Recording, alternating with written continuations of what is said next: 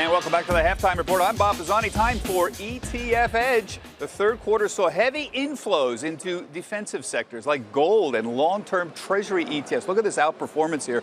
Both of them outpacing the broader equity market in Q3, up about 1% for the S&P.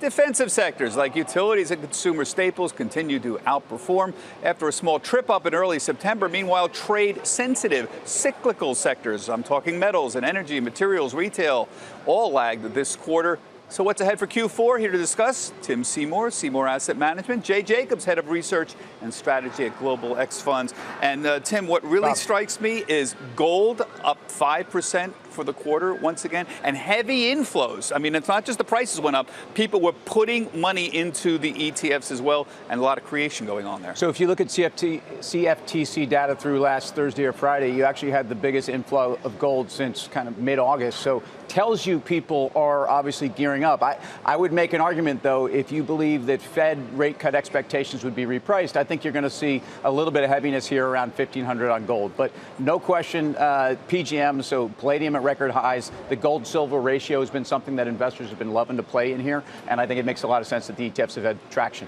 And Jay, does the Federal Reserve on hold here or being more aggressive in rate cuts at all play into how gold is going to perform? Are you buying into that thesis? It absolutely does, and not just the U.S. Federal Reserve, but also the ECB, because what we're seeing there is negative interest rates. So historically, gold has been viewed as this non-yielding asset class. Well, to Europeans, it's actually a positive yield compared to their risk-free rate. So that's driving a lot of flows, I think. And of course, the most surprising thing to me, not gold, but treasuries, long-term treasuries up 7.5%, not even including, of course, the dividend that you're collecting on them at this point. How long is that going to continue? We've been playing the end of this game for a long, long time, but is this a blow-off top finally? I know the story is several years old, but I have to ask. I think this has to come to an end at some point. I mean, if you look at it after inflation, after taxes, you're not really getting any sort of yield from these treasuries or from even the Barclays Ag. So this is purely a defensive move. Really? I mean, the headlines overnight about the BOJ looking to steepen the yield curve. You get the sense that central banks are starting to realize the efficacy or lack thereof of monetary policy is coming through. I think steeper yield curves mean